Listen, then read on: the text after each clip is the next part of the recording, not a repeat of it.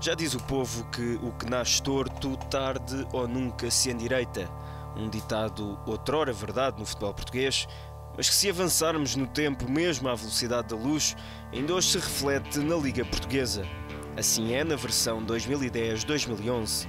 É certo que na ressaca de uma época de sonho, o Benfica teve de reorganizar-se mercê de ser um dos mais representados clubes da fase decisiva do Mundial da África do Sul, mas também pelas mexidas existentes no plantel, facto que motivou um arranque menos sólido em termos exibicionais. Mas o fator realmente decisivo para o arranque menos feliz dos encarnados residiu na forma como foram prejudicados pelas arbitragens, enquanto o principal rival foi sendo beneficiado semana após semana.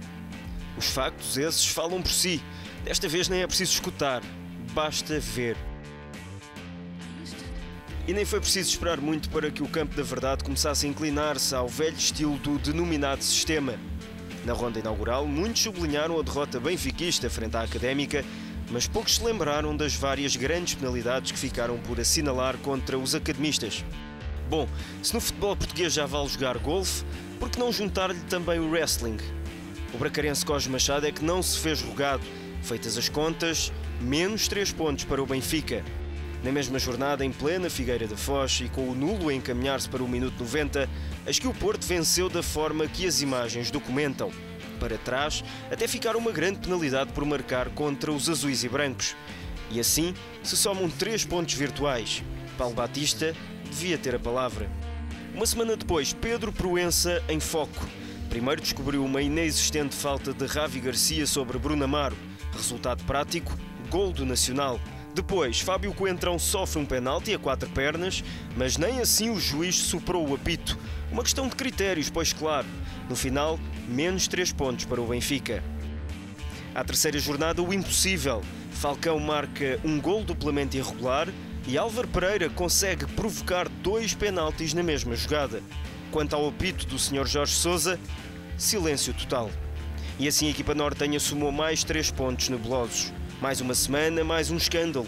É tempo de recordarmos o inigualável Vitória de Guimarães-Benfica. Foras de jogo mal assinalados, penaltis por marcar e ações disciplinares de bradar aos céus.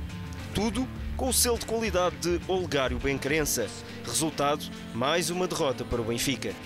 E que dizer daquele penalti que ficou por marcar a favor do Sporting de Braga ao minuto 90 do jogo com o Futebol Clube do Porto, nessa mesma semana. Belushi abalroou Paulo César, mas Pedro Proença nada viu. E assim se construiu mais uma vitória portista. Um momento comparável com aquele outro em que, em plena choupana, ficou por marcar mais um penalti por esta mão de Rolando. Como alguém em tempos disse, mão, handball, pé, futebol. Mas Bruno Paixão nada viu e o Porto alargava a vantagem para um Benfica que, apesar de na semana seguinte ter vencido nos Barreiros, voltou a ser prejudicado fortemente. O que mais seria preciso para que João Capela visse Saviola e César Peixoto serem carregados em plena área? À 7ª jornada, Fuchila salvou-se do segundo amarelo num lance em que ficou um penalti por marcar por falta do Uruguai sobre Edgar. O Porto empatou, podia ter perdido. Carlos Xistra com clara influência no resultado. E à 13ª ronda, a vez de Alman Santos, um penalti sebastiânico sobre Falcão, descobre lá a falta, e uma troca e baldroca na hora do Vitória de Setúbal poder marcar e empatar em pleno minuto 90. Uma semana depois, mais do mesmo. Um penalti mal assinalado a castigar mão de David Simão resolveu mais um jogo a favor do Porto. Mas seria mão ou seria o pé? E como a vitória azul e branca estava tremida, é que até um penalti a favor dos pacenses ficou por marcar. Artur Soares Dias bem podia explicar. À 16ª jornada muito se falou da confusa jogada que deu o golo ao Benfica. Mas e que dizer das 2 grandes penalidades a favor dos encarnados que foram ignoradas em pleno tapete do Municipal de Coimbra? Debrucemo-nos agora na 17ª jornada. Porto sob pressão, em desaceleração total, e eis que João Ferreira descobre um penalti numa inexistente falta de André Marques sobre Hulk. Contacto provocado pelo Aveirense? Nem vê-lo. Chegados à 22ª jornada, fica na retina a forma como uma agressão de Alain Ravi Garcia foi transformada em cartão vermelho ao espanhol em pleno estádio AXA, em Braga. E ao contrário, se assinalou a falta que retirou ao Benfica muitas das esperanças que ainda acalentava em relação ao título nacional. Foram erros atrás de erros, critérios desiguais, sentidos inversos. Quando se fala de justiça, vem à memória a célebre imagem dos pratos de uma balança supostamente equilibrada. Supostamente, pois. E assim se conta a história de um campeonato que torto nasceu e jamais se endireitou.